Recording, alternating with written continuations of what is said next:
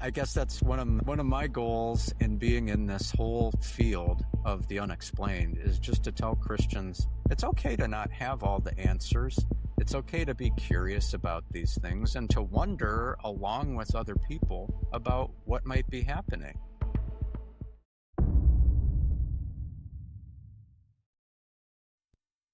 You're listening to the Cryptic Crew podcast. I'm your host, Mark Childers. Before we get started, if you've had an encounter or an experience or just something unexplained, click on our link tree in the description and share your encounter. Thank you for listening to the Cryptic Crew podcast.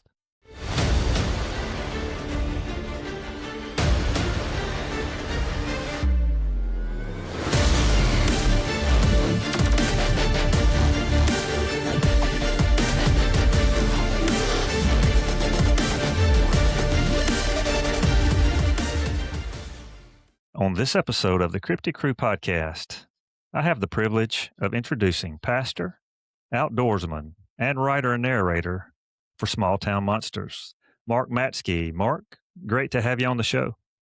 Oh, thank you. It's a pleasure to be here. I appreciate the invitation.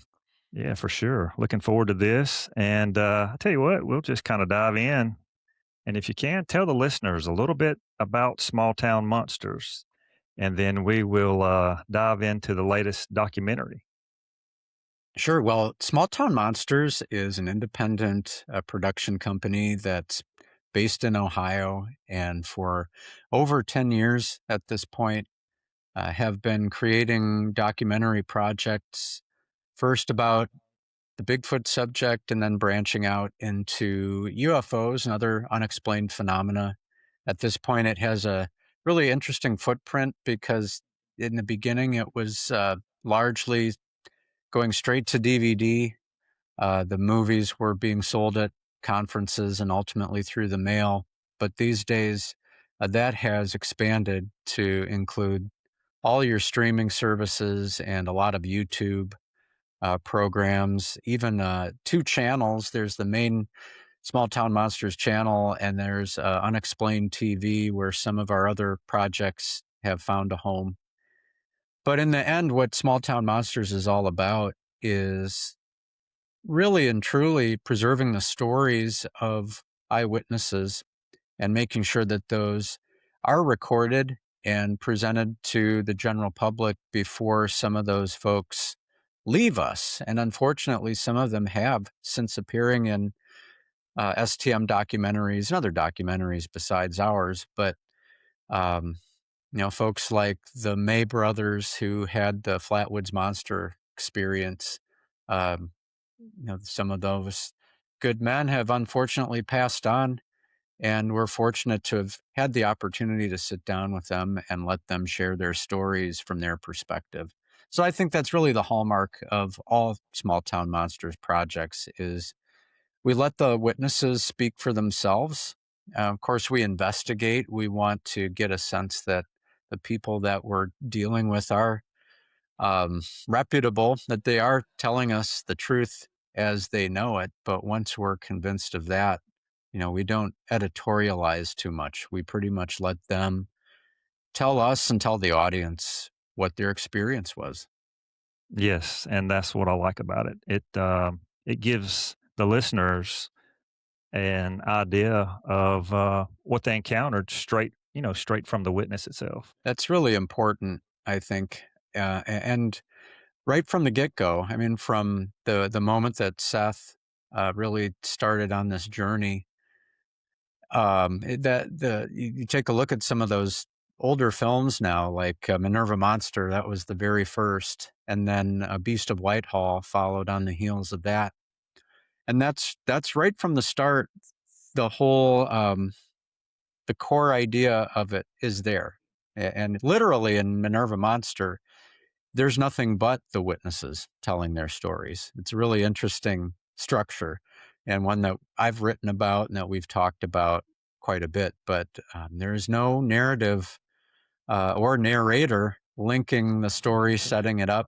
It's all from the words of the mouth of the participants or historians who are asked to talk about it. And it was really a kind of audacious way to start out the series, actually, because it took a lot of work to string that story together, from what I understand. I wasn't involved in the editorial process, but made for an interesting story. Exactly. Yeah, Minerva Munster. That's one of the first ones, if not the first one. Correct. Correct. Yeah, that's the first project. It made its debut um, 11 years ago at this point at the Ohio Bigfoot Conference in 2015, if I'm not mistaken. And that was a big deal at the time. It was, you know, and I have to say this too. At that point in time, Small Town Monsters, that's all it was that one movie. And there were no real ambitions beyond that except to make another movie after that. And that's what drove Beast of Whitehall. Interestingly enough, as that movie was debuting at the Ohio Bigfoot Conference, we received word that one of the principal witnesses of the Whitehall monster had passed away. Um, and that was, that continues to be sort of a driving force in trying to preserve these stories, is that a lot of our principal witnesses are leaving us. And before they leave with their stories, we want to get those recorded and distributed for all those who are interested in hearing it. Yes, absolutely. And speaking of writing and narrating, you helped on this new project or the latest documentary, High Strangeness in the Bennington Triangle. Can you give us a little insight to that? And I believe, if I'm not mistaken, that premieres, is that today? Yeah, this week, This actually, Tuesday, it hit a lot of the streaming platforms. So your Amazon and Apple, all the places where people go for that. It's out. It's out right now. The only people who saw it before this were Kickstarter backers who got a DVD or a Blu-ray as soon as the project was fully complete. But other than that, the general public is getting their first look at it right now. And the Bennington Triangle project, From the Beyond, is the actual above the fold title, and then High Strangeness is the kind of the subtitle. Is as it all suggests, it's an area in Vermont that for some time, going back many decades, has been a location point for all sorts of strange goings on. Everything from Bigfoot sightings to people reporting missing time, people actually going missing.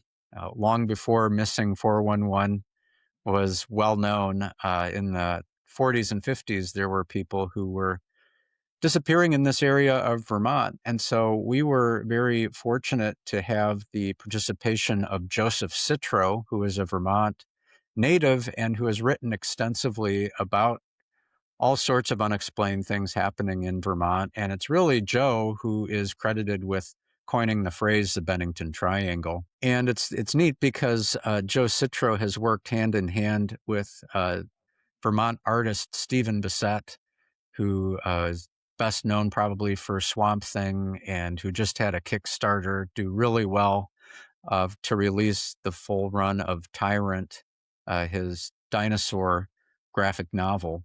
And they've joined forces where Joe Citro writes the words and Stephen does the art. And the Vermont Monster Guide is one of their projects that they have released. It's really great. I just highly recommend it. And Joe is featured throughout From the Beyond because out of everyone we've ever met, he knows all the stories and he's cataloged all of them and can tell you all the variations on some of the more folkloric stories that are a part of the conversation. So it's a fun project. It's just the type of stories that I enjoy being a part of. In some ways, and even in the artwork for the film itself, this one ties into our Chestnut Ridge documentary that released almost 10 years ago called Invasion on Chestnut Ridge. And Seth, I know, has in some interviews talked about From the Beyond as sort of a spiritual sequel to Invasion on Chestnut Ridge, because rather than it focus on one particular case or even one type of case, it focuses instead on an area that seems to be hosts just about any kind of weird thing that you can imagine.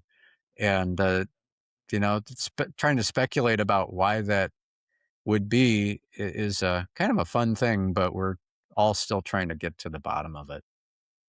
Yeah, the trailer that I watched has a little bit of everything in it. Some paranormal, um, Bigfoot, of course, and some other unusual activity and unexplained encounters that um, that pique your interest. And going back to the Chestnut Ridge, that was a fantastic series. I know those two tie in together, but the Green Mountains, is that part of this particular area in Vermont that this was filmed in, or these experiences happened in? Yeah, those are related, certainly. Um, Part of the Green Mountains that it might be most well known to sort of the average fan of outdoors activities is the Long Trail, which is almost a predecessor of the Appalachian Trail. I think it predates the Appalachian Trail by a couple years. And there have been lots of sightings and experiences that people have had while hiking. And that's touched on actually in From the Beyond. So, yeah, Green Mountains are definitely a part of this. And I think people are somewhat surprised if they've never experienced Vermont. I don't know what their impression of it might be, but Vermont, as the name Green Mountains suggests, the state is everywhere you look, forested and very picturesque. Lots of rivers and a lot of ravines and so forth. And in recent years, that's led to some real life trouble and tragedy because there's been some immense flooding that's happened in the southern part of the state. And just close to nature. You're close to nature everywhere you go in Vermont. Yes. Um, by the way, the artwork for the Bennington Triangle is really cool. I checked that out today, and that's who was that you said did that or I believe collaborated on that? I believe that's Chris Scalf. Chris Scalf is a noted artist, and what's interesting is that I got to know Chris's work in a completely sort of separate area of interest, which is to say, Godzilla fandom. Chris has done an amazing run of artwork for G-Fan magazine, which is a long-running fanzine covering all things Godzilla, and Chris's artwork has been featured in G-Fan and at G-Fest. He's done poster work for them as well. So he's collaborated with Small Town Monsters in the past, doing other things besides poster work. He's done animation for us as well, and he just has that distinctive style that is really lends itself to these stories. Yes, for sure. I've had to see that before in some area of you guys' production, but it's really neat. And let's transition into something else, Mark, if you don't mind, Mhm. and tell the listeners what got you interested initially in Bigfoot and other mysteries. What got me interested originally in Bigfoot in particular was a Saturday morning television show that I started watching when I was just a little kid and was just beginning to find out how fun Saturday morning television was back then. And it was a show called Bigfoot and Wild Boy. And the premise of it is all there in the title. There is a boy who was in an airplane with his parents that crash landed, and the only person to survive was the kid, and a passing Bigfoot kind of adopted him, and then they proceeded to have adventures and kind of solve crimes and stuff. It was a great show. I loved watching that, and at some point, evidently, I asked my mom and dad, and bear in mind, this is like as a 4 or 5 year old kid. I love the show. Is Bigfoot real? Is there anything to it? And rather than shut me down immediately and say, well, no, that's just a made up story, what they did is they said, well, let's go to the library and let's see what we can find there. And you can, make your own decision on that basis. And so at that time, this was the mid to late 70s. This was sort of a new cresting wave of Bigfoot literature that was aimed at young readers. So I was able to get my hands on the work of Marion T. Place in her first Bigfoot book called On the Track of Bigfoot, which really concentrated on the Pacific Northwest as a place of, Bigfoot lore and legend. And it starts off talking about the Patterson Gimlin film, et cetera, and takes you all throughout the Pacific Northwest and those stories. And I was just blown away by it and utterly amazed. I was an early reader. I didn't understand everything that I was reading, but what I could piece together was just, I was fascinated by it. But, at the time I lived in the greater Detroit area. And so I thought, okay, that's cool. Bigfoot exists out there way off in the distance where I probably, my chances of actually running into one are pretty slim. So all is well. However, Marion T. Place's next book was called Bigfoot All Over the Country. And all of a sudden, I was confronted with the idea that, well, maybe I'm not off the hook yet. And so that started me down a path of really learning about not only the Bigfoot phenomena, but also all sort of unexplained things through reading. And then from reading to seeing television shows like the very famous Leonard Nimoy narrated In Search of, and tracking down all the Reader's Digest sort of mysterious universe type books. And that's what got me into it. And it really never let go of me. I mean, like anybody's life, you kind of go in peaks and valleys and other things become more or less important, but always in the background at the very least was this interest. And for me, it was very centered on books. Probably the most important book that I read, two most important, but certainly the most impactful for me was the book Mysterious America by Lauren Coleman, which was published in 1983. And I probably was reading that in 84 or 85. And it made sense to me. It brought up issues I had never thought of before, such as place names and how, you know, states and towns and counties get their names and how those can seemingly go hand in hand with strange phenomena. So for me, those were the things that drove me, was reading about it, learning about it. Never in my wildest imagination did I think that around 2014, 2015, I would actually start to set foot in all of those places that I had read about. But that's the gift that Small Town Monsters gave to me, and that Seth Breedlove gave me by inviting me into that world, is that thanks to him and the company doing well, I was able to go to places like Fouke, Arkansas, and the legend of Boggy Creek came alive. Now I'm walking in those footsteps, and Pacific Northwest as well, Olympic Peninsula, and ultimately British Columbia, Harrison Hot Springs, where John Green did his work. Um, that's kind of that's where it all ended up. And if you would have told 12-year-old me that was coming, I don't know how I could have waited that long to go see those places. But it's really been an amazing ride. Yeah, pretty amazing. And there, then and I'm going to put myself in the same time frame. There were hardly any documentaries or television shows that came on where you could explore something like that. So my idea, or not idea, but when I came across something in the library at school or a book fair, I usually checked it out. And if it was Bigfoot or Loch Ness, and even mystery stuff like the Hardy Boys. I'm sure you may remember Hmm. those books as well. But it was hard to get your hands on things. Yeah. Well, and to that point, tying a couple things together there was a scholastic book that I got my hands on by Elwood Bauman.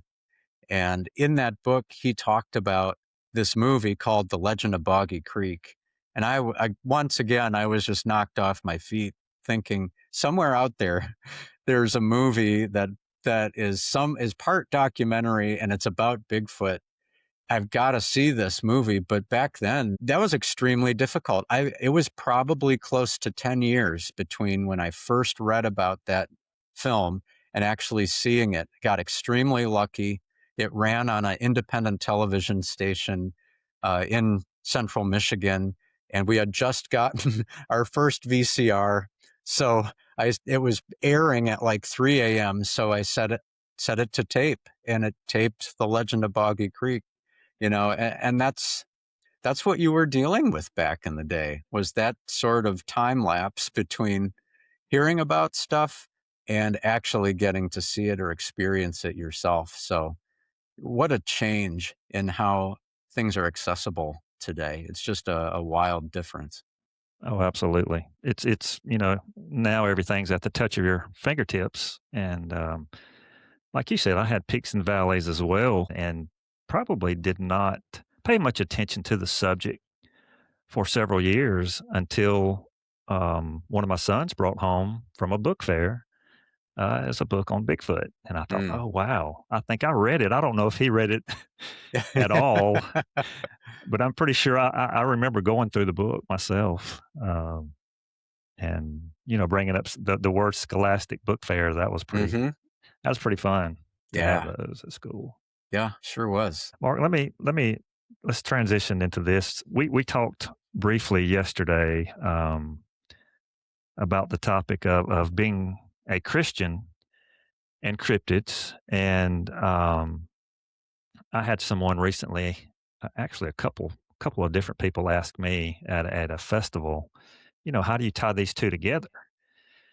And um, my answer was at the time basically praying for safety during a particular situation where I was doing an investigation and camping out.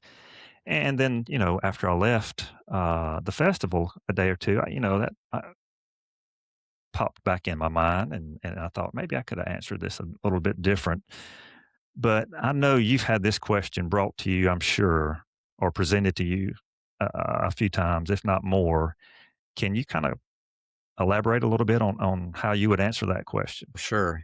Yeah, no, you're exactly right. This has become something I've learned to expect when if I'm serving in any official capacity, if we're doing a STM screening somewhere, or in the past where we've had a couple of conventions in the Ohio area. And it's one that I appreciate a lot because it's a thoughtful question. And I'd never want to brush that off. I want to honor that with a good answer like you. So for me, there's a couple levels to it. The most basic level is that in its original format, what we think of as cryptozoology really is just the seeking after animals that have not been cataloged yet.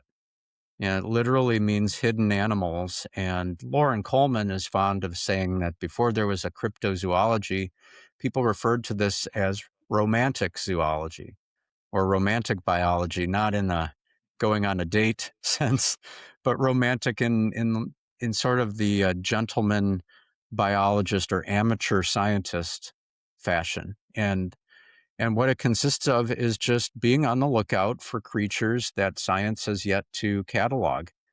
And that's still happening, which is really exciting. I remember being at a cryptozoology conference, and one of the presenters was talking about um, discovering a slow loris that nobody else had scientifically cataloged before. And that's in our generation. That just happened a couple years ago. And to think that there are still mammals like the size of a bunny or bigger that very few people have ever laid eyes on, is at the heart of what cryptozoology is all about. We tend to think of the most sensational figures like a Sasquatch or like a dog man and think that's cryptozoology and those are cryptids. But in a real sense, so is a fish that nobody's ever seen because it swims at such depths.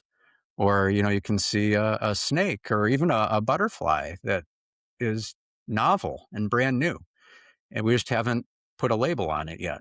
So on one level, that sort of pursuit, that's open to anyone. I think regardless of what your faith perspective is, most people are at least interested in animals.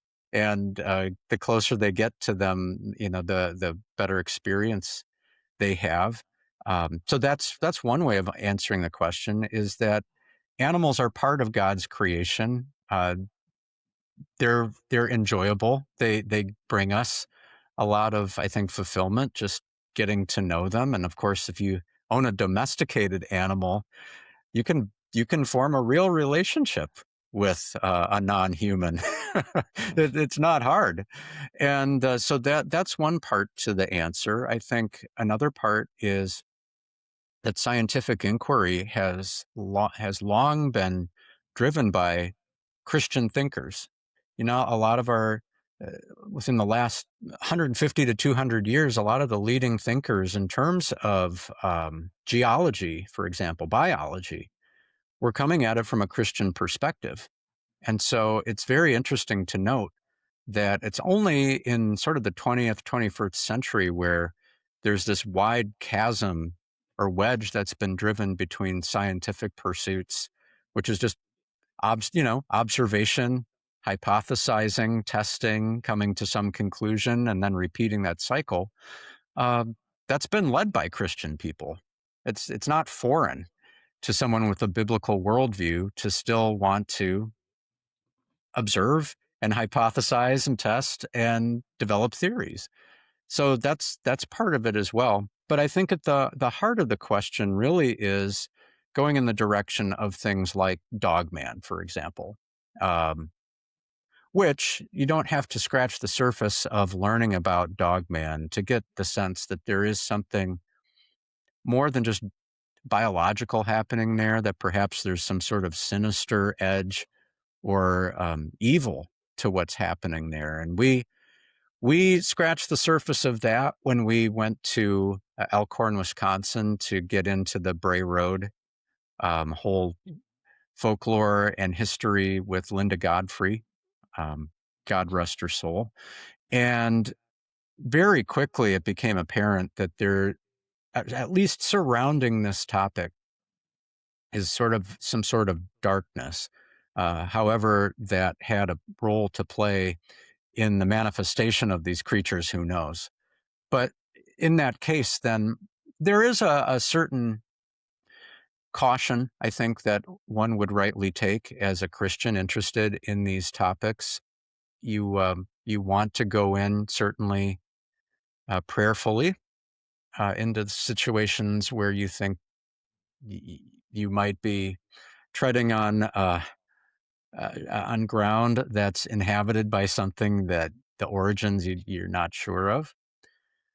And you certainly don't want to do anything that, in terms of summoning some type of dark entity to appear before you. I think the Bible just clearly forbids that type of practice. It's to be Totally avoided agree.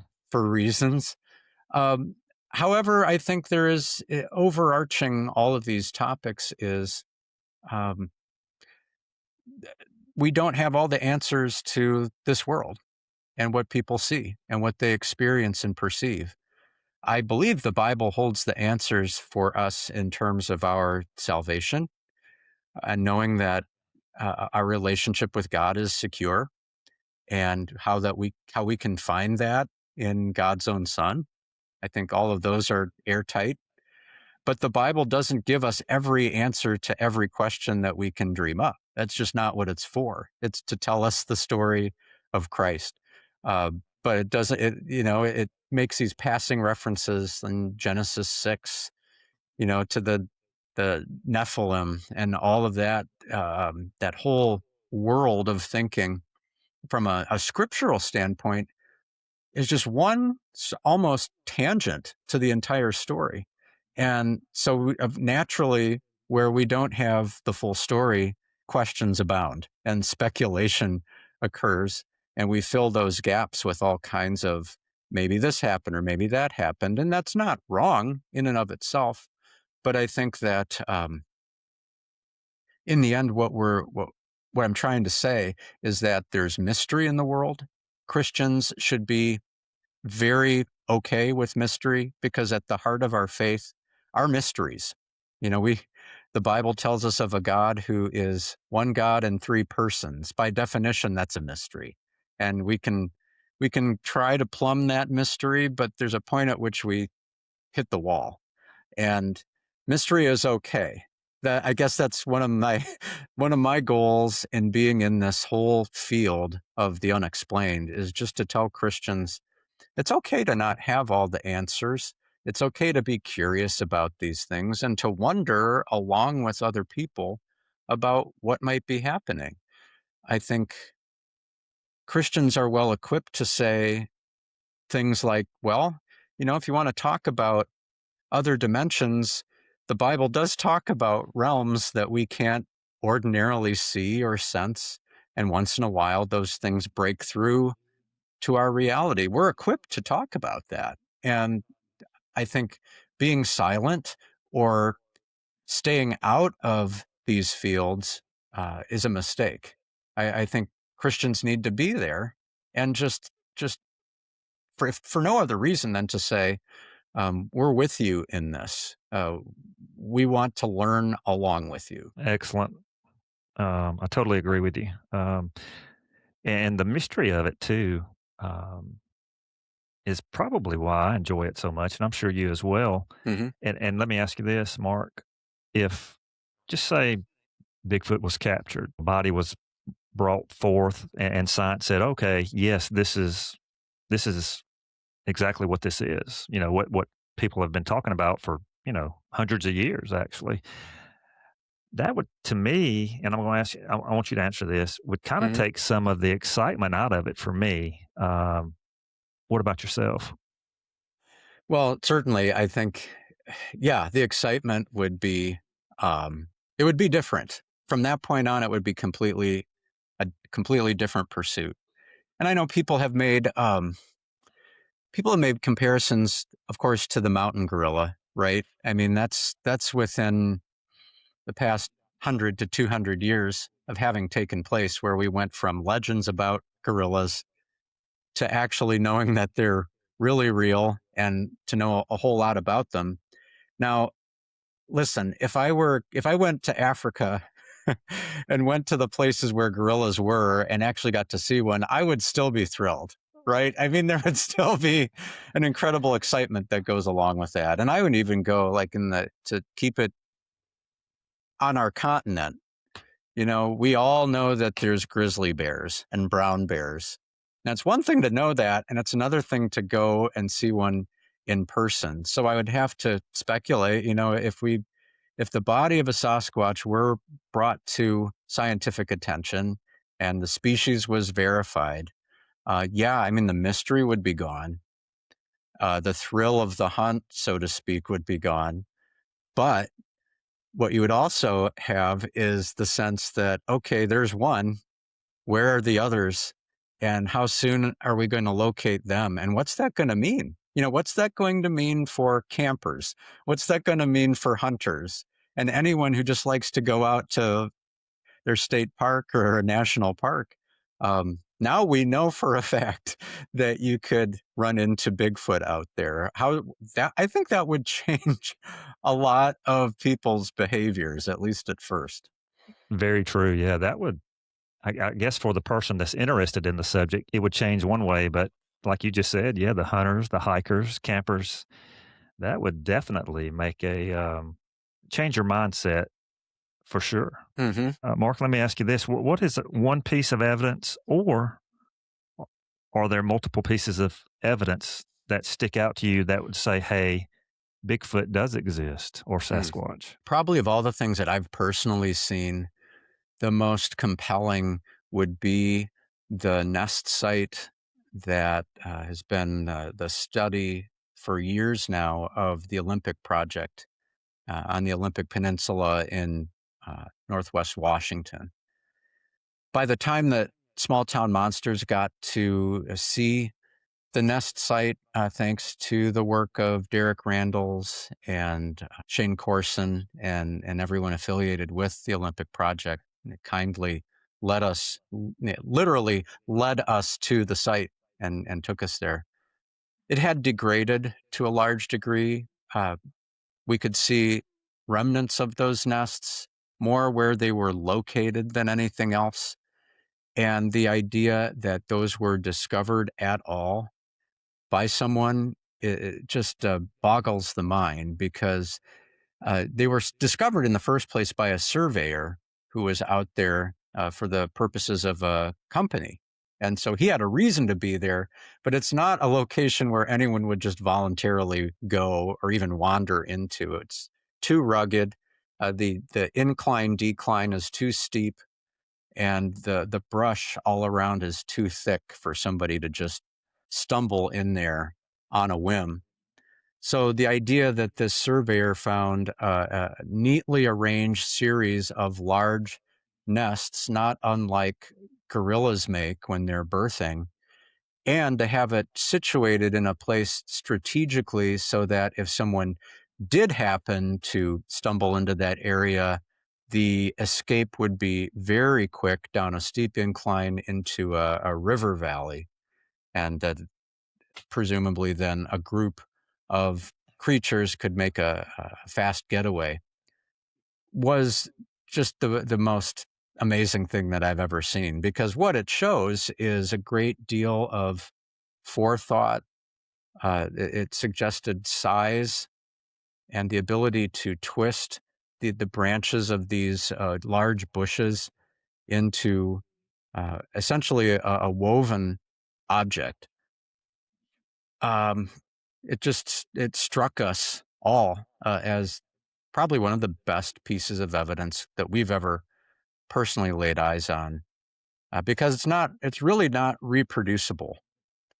Not in the way that even like a fake track would be producible today, and you could potentially fool some experts. It's to try to speculate as to what somebody might be hoping for if they did the incredibly hard work of twisting off these tough branches 7 or 8 feet up off of a bush into beds and then leave them there hoping that somebody one day finds them. It just it doesn't seem reasonable to me. So many things lined up to make this important discovery, and it's a similar site has been found by the Olympic project, which is exciting. Okay. And that would be my initial answer. I think there's uh, other track finds have been also persuasive, I think, and the database of tracks that Dr. Meldrum kept and so forth also leave a lot of things to at least be studied, uh, by physiologists and people much smarter than myself, but who can really make some good meaning out of what they're looking at in those casts. Yeah. Yeah, the nest sites, I've seen them in the documentary that you guys did, and I mean, it took something with some intelligence and a thumb, Hmm. to make those, and that's Yeah. pretty impressive, Hmm. really is. I'm gonna transition into something else, Mark, Sure. and ask you this: will we see Monsteropolis in the future, I have or can you the answer that? I well I don't know. I can't really answer that because I truly don't know. It's not that I'm holding anything back or have information that somebody else doesn't. I truly don't know. I think that the podcasts uh, have suffered in terms of, of small town monsters simply as a function of time. Sure. You know, the type of things that not only the type of things that small town monsters are doing now, but the volume of things that are being worked on at any one time is staggering. You know, by any stretch of the imagination, it people wouldn't believe it if they saw a spreadsheet of what Seth and Courtney and Heather and Aaron and Alex, what they're doing just on a weekly basis. They would blow their minds. And I know, for example, Seth has been working on the Trail of UFOs, just a series of episodes. That's all he's been doing for about a month, day in and day out, just editing. And at the end of those days, I know that he just doesn't feel like sitting down and talking Bigfoot or UFOs for another 45 minutes to an hour.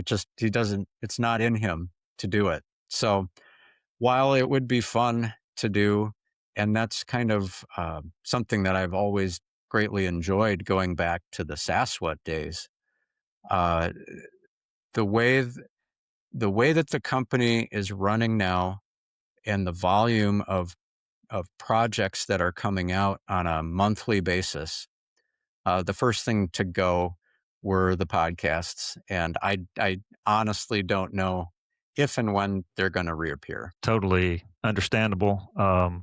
Yeah, because the like you just said previously, the amount of documentaries and so forth that you guys are producing compared to what it was, even 4 or 5 years ago Hmm. is just, I mean, it's a lot. There's a lot of stuff coming out. And for the listeners, if you're not familiar with Small Town Monsters, please check them out because uh, they do some amazing work, and these documentaries are just really worth sitting down and watching because it's well done. Really is. Yeah. Well, I appreciate that. I mean, that's kind of you to say. There has always been a desire for quality with them, uh, and with the multiplication of efforts. That's one thing that there's just been a real intention to keep is a quality and sort of a hallmark to these, that people, when they're watching them, they know they're watching small town monsters. You know, even if they joined late and they didn't see the intro, hopefully there's things about what STM does that lets people know, oh yeah, I'm watching a small town monsters documentary because of how the material is presented, and the honor, if you will, that we give to the witnesses in giving them the time and the space to talk about their experiences. Yeah, and it's awesome to listen to the witnesses tell their story, and yeah, like you said, it's presented. You guys have a unique way of presenting the material, and it's done well. I went back, I think today, looking for something, and I thought, okay, how long have I been a YouTube Mm. subscriber? Hmm. And I think I said I know I have the 24 emoji, and it said 59 months, and I went, oh my gosh. Mm. Yeah. So, um, that's one reason I know that the amount of material that you guys produce now compared to, several years ago, it's just amazing what comes out and then how well it's made. So, Yeah, and it really has been astounding, I would say, over the last 10, 11 years to see how the landscape has changed in terms of delivering projects to people and where they're looking. And you mentioned, the YouTube membership and stuff. And, you know, truth be told, I don't know how much inside baseball you're interested in hearing, but, these are sometimes economically driven decisions as far as, is small town monsters going to survive, in the marketplace, because that's changed so many times based on what, Amazon is doing or other streaming platforms or this or that distributor. You just need one hiccup in that whole rhythm. And a company like Small Town Monsters may not survive. You know, I don't think it's going too far to say that it's kind of a miracle that STM is still here because of the storms that have been weathered every time, you know, a streaming service decides they're going to cut back on what the percentage that they give to the independent producer. And then you have decisions to make. You know, how are we going to stay afloat? And Seth and Courtney have been put in that position too many times to count over the last 10 years or so. And so, you know, that does drive some of where we put things. The Kickstarter has continued to be extremely important because that's like the absolute guarantee that if you want to see these 3 or 4 projects, you will get to see that because uh, from Kickstarter, you know, we draw the resources that are needed to complete the projects that we talk about. That is the lineup for that year, and then that's not even bringing into the conversation the YouTube series, which are kind of run their own. That's its own ecosystem, and it's just keeping a bunch of plates spinning at once. It's you know, I really hand it to Seth and Courtney. They're making it happen without sacrificing the quality, which is extremely hard to do in any endeavor. Sure. Absolutely. Absolutely. Mark, before we end the episode, I do a rapid fire Q&A. I'll ask 3 questions, real casual, and it's the first thing that comes to your mind. Okay. All right. You ready? Yeah, let's do it. Number 1, favorite name for Bigfoot other than Bigfoot? I'd say Saskets, and that comes from my time that I spent in British Columbia, and part of our interviews were done with Indigenous people whose families go back a long ways with knowing about Sasquatch. And one of the things that they shared is that the word Sasquatch in the English really comes from their word Saskets.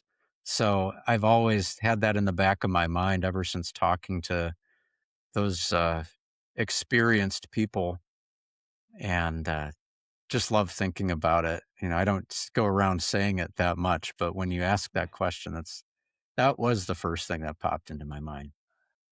Gotcha. Yeah, I like hearing different names that Native Americans have used for Bigfoot or Sasquatch. Pretty interesting. Absolutely. Yeah. And the definition behind them, you know, their Hmm. definition of it. It's pretty neat. Yeah. All right. Number 2, favorite movie. You know, it's weird. I was just talking to my son about this because he does his own podcast, and that's a topic that they were discussing. Wow. I don't know. Number 1 is really hard to pin down, but since it's the first one I thought of when you asked the question, I'll say it. It's A Wonderful Life for Jimmy Stewart and Donna Reed. That became my friend when I was sick. One, one pre-Christmas time, I had a terrible, terrible case of sore throat, laryngitis, and that's back when the movie would play like uninterrupted for 24 hours. And so I just watched that film over and over again, fell in love with it. I still love it. I love the message. Pretty awesome. Jimmy Stewart's voice is very distinct. Mm-hmm. So, yeah. All right. Number 3, final one. Favorite sports team, professional or college? The first team I thought of was the Indiana Pacers, NBA basketball team. And the quick story behind that is I went to school. My undergraduate was in Chicago during the Chicago Bulls run, where you had Michael Jordan, Scottie Pippen, the classic 90s Bulls teams. And none of my friends nor I were from Chicago. And so we were sort of stubbornly saying, we're not going to just be bandwagon Bulls fans just because we're here. Let's adopt another team. And so the team that we adopted was the Indiana Pacers because we could drive 2 hours and go to a game. And back then it was insanely cheap, Like you could park in downtown Indianapolis for the entire game for $6 and go to a game for less than 20. And, we thought we were living like kings. And so it's been fun because Pacers have been sort of up and down, but have contended at times. They played in 2 NBA finals, didn't win either time since I've been a fan. But, at first that wasn't very serious, but now it's kind of become something that I actively follow. Yeah, that's, I guess Reggie Miller and maybe Red, was it Chris yeah. Mullin also was? Yeah, Chris Mullin was on the team that Yeah. went to the finals, absolutely, yeah. Those guys could really shoot, and, just a fun team, an unlikely team, but they, played well together. Yes, yes. Mark, tell everyone how they can find, Small Town Monsters. The easiest way to find Small Town Monsters is just to go to the website, which is smalltownmonsters.com. It'll branch you out into all kinds of different areas. Uh, there's a very active YouTube channel, Small Town Monsters. That's all you would have to search and see the variety of programs that are there. Most socials, very active on Instagram, Facebook, all the places that you would expect, but pretty easy to find. And please check it out. Yes, worth checking out for sure. I've really enjoyed having you on the show. I appreciate you coming on, taking your time Oh, out of your schedule. yeah, same here, Mark. It's a great opportunity. I really enjoy what you do. Oh, thank you. I appreciate that. Yeah.